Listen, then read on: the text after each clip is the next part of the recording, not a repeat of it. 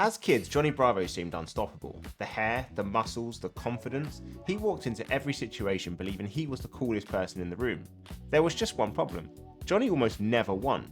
He got rejected, embarrassed, outsmarted, and humiliated on a regular basis. Yet somehow, he never stopped believing tomorrow would be different. And honestly, that might be why so many people still remember him today. Stay until the end because we're breaking down why Johnny Bravo became one of Cartoon Network's most memorable characters, and why his constant failures may have been his greatest strength. Hello and welcome back to Retro Dive, where we revisit classic cartoons, nostalgic characters, and the shows that shaped an entire generation. And today, we're opening the case file on one of Cartoon Network's biggest icons, Johnny Bravo.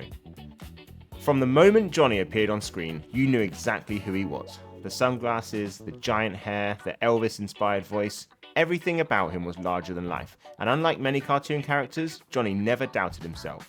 Not once. Whether he was walking into a room full of strangers or attempting another terrible pickup line, Johnny always believed he had a chance, and that's what made him instantly memorable. And what made Johnny Bravo different from many cartoon heroes?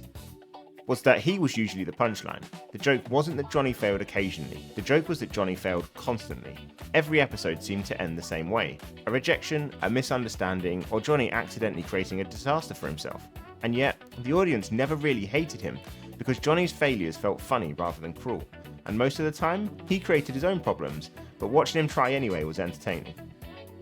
And looking back now, the most surprising thing about Johnny isn't the confidence, it's the resilience. No matter how badly things went, Johnny always reset. Embarrassed today? Try again tomorrow. Rejected today? Try again tomorrow.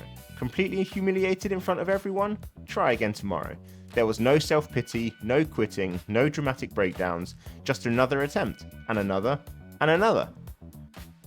Johnny Bravo arrived during a period that helped define Cartoon Network's identity. Its exaggerated humour, distinct visual style, and larger-than-life characters became part of what made late 90s cartoons feel different. Johnny wasn't the first overconfident character in animation, but he became one of the most recognisable. Even today, many people who haven't watched the show in years can still imitate his voice, recognise his silhouette, or quote his catchphrases. That's a level of character design most characters never achieve. And as adults, most people realise Johnny wasn't really a role model, but he also wasn't a villain. He was a flawed character. Overconfident, self-absorbed, often clueless, but strangely optimistic, and that's what makes him more interesting now. Because beneath all the jokes, Johnny was someone who refused to let failure define him, no matter how many times life knocked him down. Most cartoon characters are remembered because they succeed. Johnny is remembered because he didn't. People remember the failures, the disasters, the awkward moments, the ridiculous confidence, and somehow, all of those things combined create one of Cartoon Network's most iconic characters.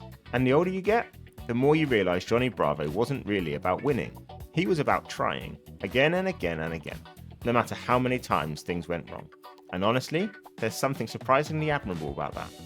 So using the Retro Dive case file index, we have intelligence 4, power 7, durability 7, strategy 2, emotional stability 8, danger factor 2.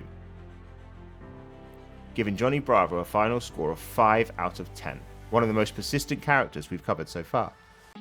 Johnny Bravo wasn't memorable because he always succeeded. He was memorable because failure never stopped him. If you enjoyed this Retro Dive case file, subscribe for more nostalgic cartoon deep dives, character analysis, and Retro Dive case files. And let me know in the comments, which Cartoon Network character should we revisit next? I'll see you in the next dive.